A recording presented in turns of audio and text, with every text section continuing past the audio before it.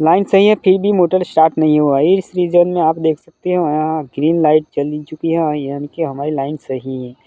तो हमारा मोटर का स्टार्टर चालू नहीं हुआ। इस रीजन में हम सबसे पहले ऑटो को नीचे करेंगे, यानी कि मैनुअल में करेंगे, बाद में ऑन ऑफ बटन को प्रेस करेंगे और नहीं हुआ तो प्लंजर को ऊँचे करके देख लेना है मोटर चलता है नहीं चलता। इस रीजन में हम सबसे पहले कॉइल को चेंज कर देना है, यहाँ से स्क्रू को निकाल लेना है और प्लंजर को निकाल लेना है।